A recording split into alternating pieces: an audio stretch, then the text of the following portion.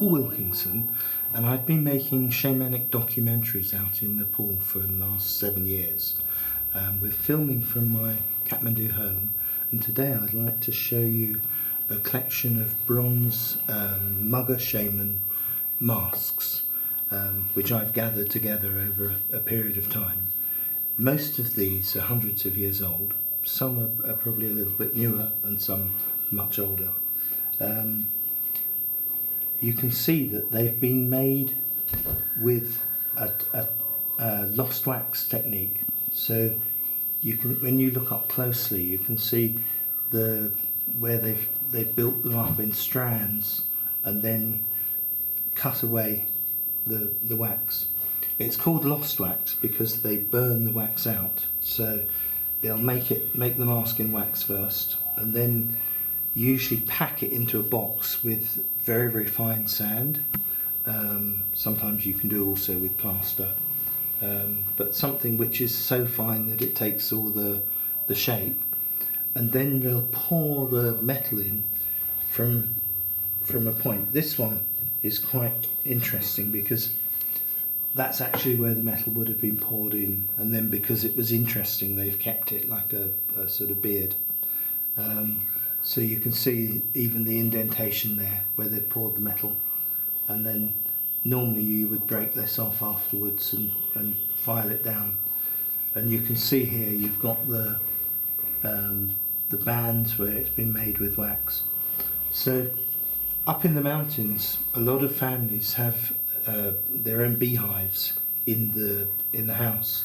So they'll have like a hole from the outside, which is usually a log that has been drilled with holes in it, and then the beehive will be in the space. So they'll catch a group of wild bees and put it in the inside. So the bees are sort of living indoors, and then they have like wooden planks from the inside, which are then covered over with like earth render.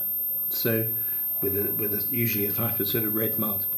And then when they want the honey, they'll crack it open from the inside, and you'll end up with a swarm of bees in your room. They do this without any protection, without even smoking them usually.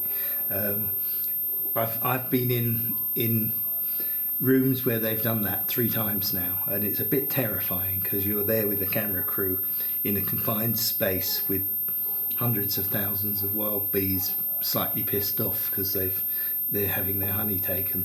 But that's where they get the wax from, and sometimes also from the wild. There's a type of hallucinogenic honey that you get in some of the mountain regions of Nepal, with the biggest honeybee actually the biggest honeybee in the world, with a terrible sting, which I've also filmed a couple of times. So they then collect the wax up from that as well. So even the wax is quite a precious item because it's something that they've had to gather up themselves.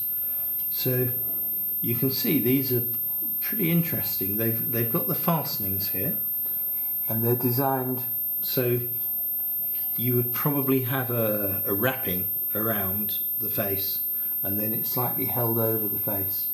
And I'm told that they're also attached to the outside of the tam or temple, like a sort of spirit guardians of the temple. So I'm going to go through a bit of the symbolism.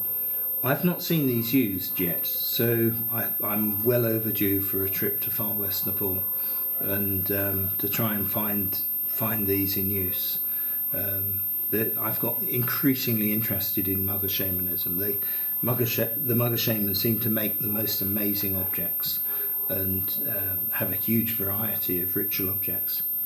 So this probably is some sort of rabbit, which is with these strange ears. I have had one other Magar shaman depiction of a rabbit on a stall.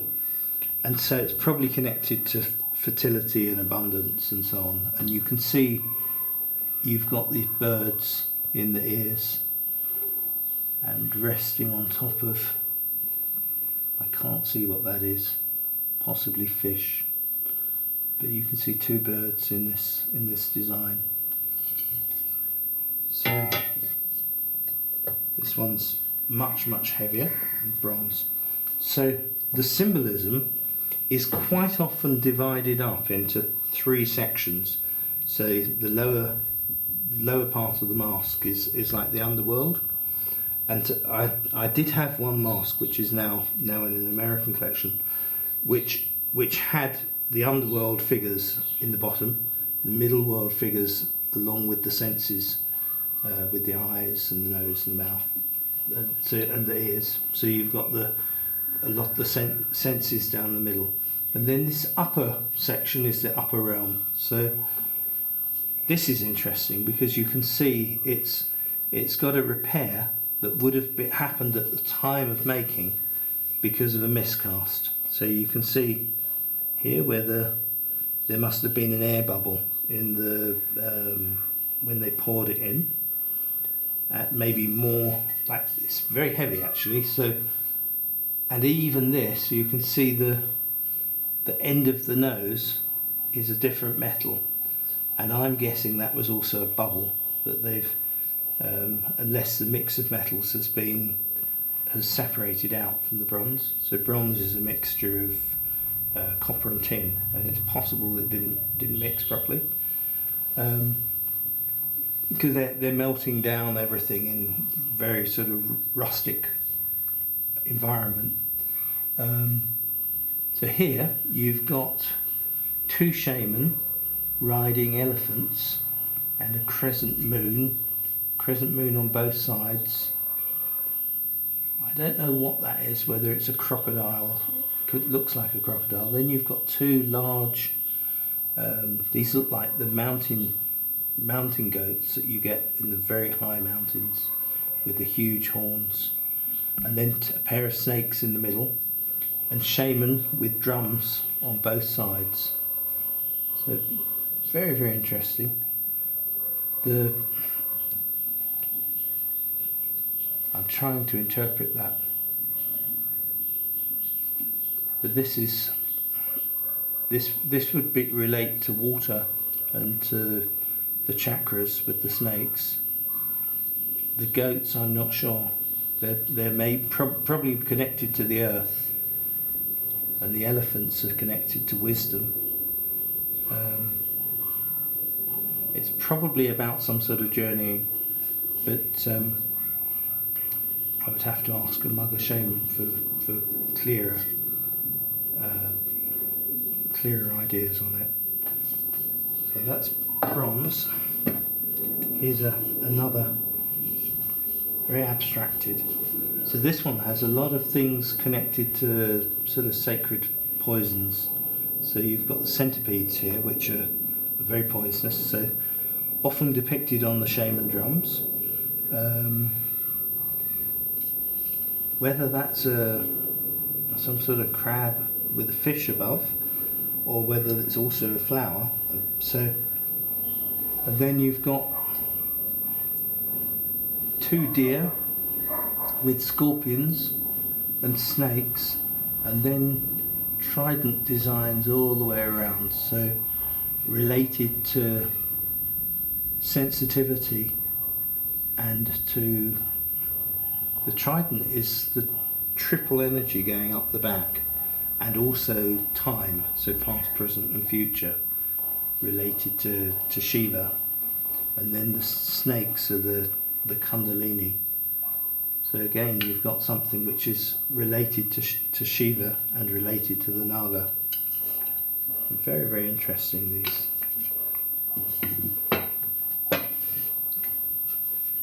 This one, they're really extraordinary. They remind me of Elizabeth Frank, the British sculptor. So here you've got two shaman riding on horseback. The horse is often identified with the drum, so they'll be drumming and they'll often be referring to their horse, but what they mean is their spirit horse.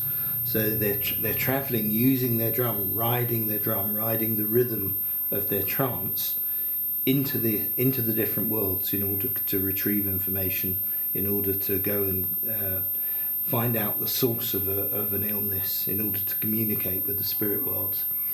So in the centre you have a tam or temple with the triple roof, so the roof also connecting to the triple world. They often have a design here which you find in Indonesia and in Japan, with this multi-tiered roofs, and they have a suspended tree trunk in the centre which vibrates and carries, because you get earthquakes in Nepal, carries the vibration up and out. A really incredible piece of architectural engineering. And then the doorway here is like the entrance to another world. So the Magar shaman temples have these 4 doors and gods inside, and you quite often get depictions of 4 shaman on every side, looking in, sometimes looking out, or on the corners looking out. So occasionally you get these 4-sided bells with shaman on the corners looking out into the different directions. So you've got the temple aiming into the spiritual realm, the shaman riding their spirit horses, and then again surrounded by naga, surrounded by snakes and tridents all the way. So really, really extraordinary. I love the textural quality of these. I mean, I'm a painter and sculptor as well as working in film. So I actually really just love that tactile quality of the making, because I've spent my lifetime making stuff. This is almost certainly Magar shaman. I think probably older. It's stylistically slightly different. I'm told it's Magar shaman, but I've never seen another one like it. It depicts a tiger. It's very, very heavy. You can see it's got the double, because of the weight, it's got the double holes, so that you could disperse the weight. And it's really, I mean, I just love it. So cats and tigers, cats are often seen as guardians of the threshold, as protectors of your home here. And tigers are seen like the bridge between man and nature. Like the way the lion is thought of as the king of the beasts, the tiger is also thought of like that, but with a slightly different solitary quality to it. So it's sort of like master of nature, but also connected to dawn and dusk, and to a type of incredible focus, to sort of fierceness and intention. So you quite often get shaman depicted riding tigers as well, and also the people meditating on tiger skins. Often the yogis are depicted meditating on tiger skins, and some of the early Buddhist sages, people like Padmasambhava and Guru Rinpoche, often depicted with tiger skins. And so that energy and vitality of the power. But I wonder whether some of this has come from from real experiences. I know people who have gone meditating for 20 years off in the jungles or in the mountains, and I have a friend, Dawa Sherpa, who we were once up in Sindhuparjuk, and he dragged me up through these bushes up onto this big rocky outcrop, and excitedly showed me these rocks where there was a rock which shaped very much like a big tiger's head with ears, and he said he had meditated here for many months, and that a female tiger lived across the way in the jungle, and she would come many times quite close and watch him while he was meditating, but she never harmed him. And so you've got this tremendous connection with the vitality of nature and that balance between life and death, and what's safe and what isn't. And I can imagine situations where someone might be meditating and maybe they find a tiger cub and bring it up and develop that type of friendship.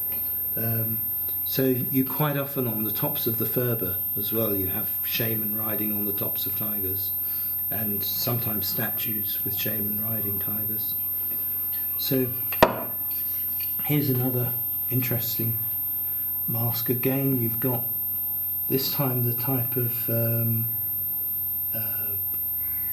cow with the hump in the middle, and again a cow with a hump and big horns, and snakes in the bottom part. So related to the cow is often related to the feminine,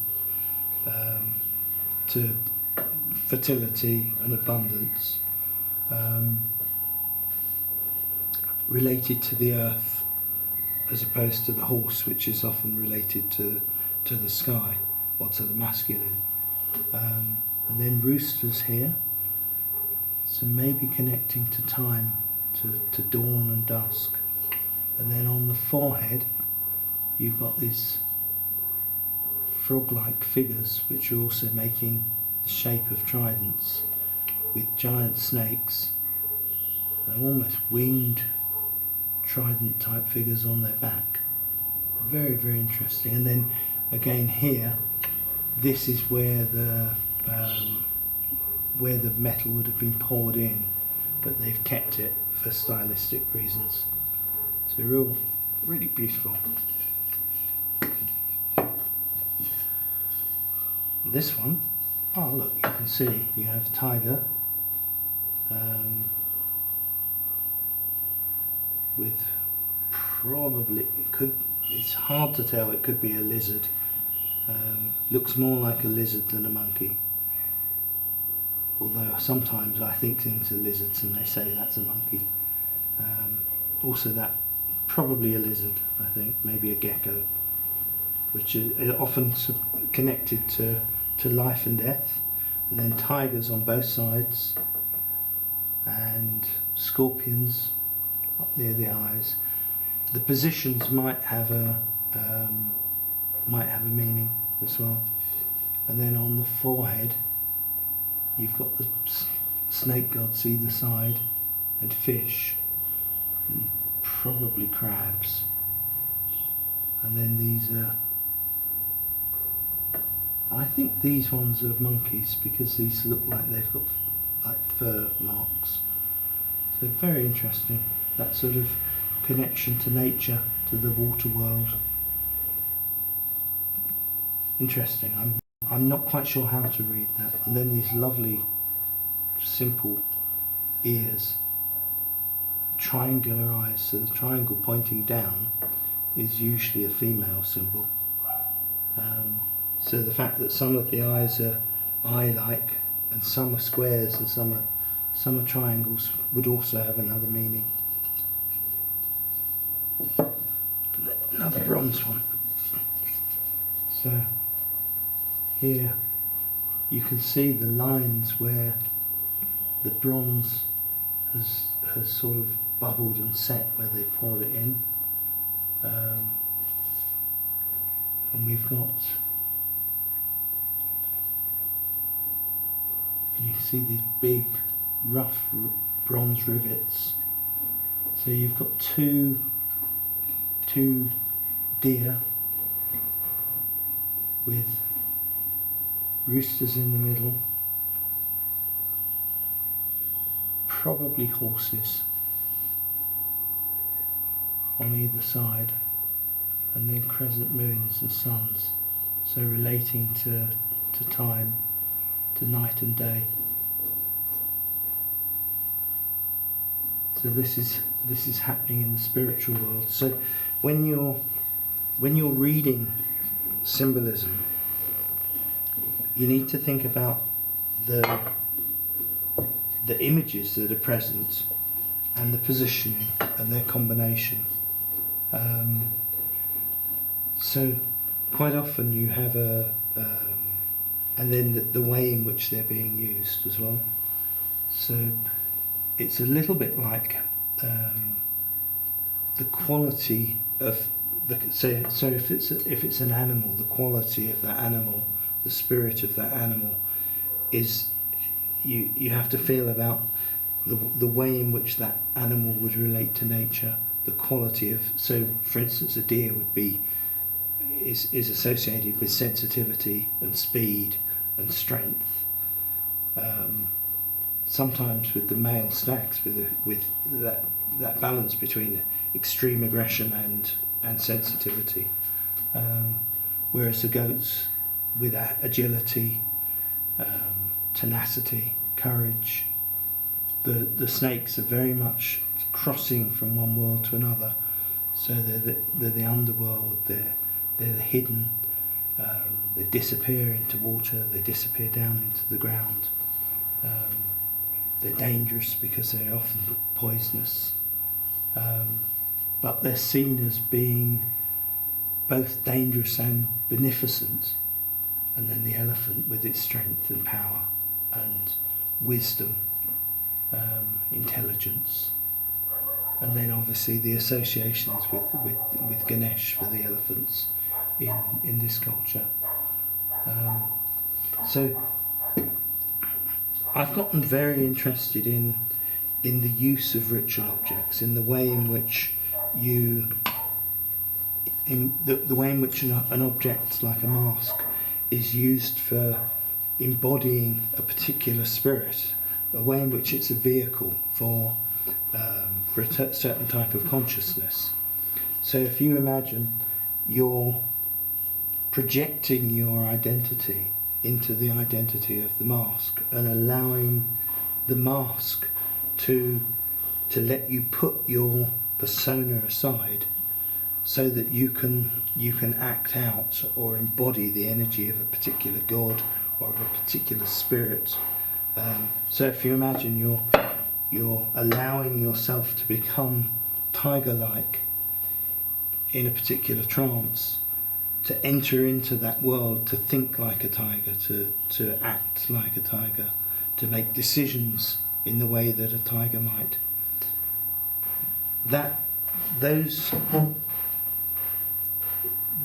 Then you begin to understand that these are tools for consciousness.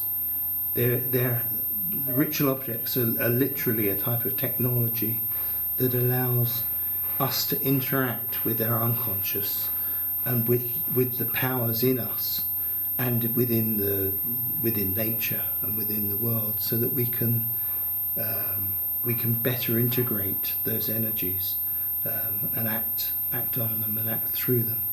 So I hope you found that useful and interesting. I'm going to make a whole load of other videos relating to these things, and to other metal masks which are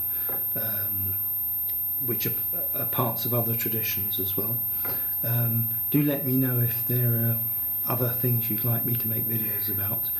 My plan is to make a number of these videos about symbolism and shamanism and ritual objects, and to get them up fairly quickly onto this channel. Do subscribe, and I'll see you at the next one. Thank you.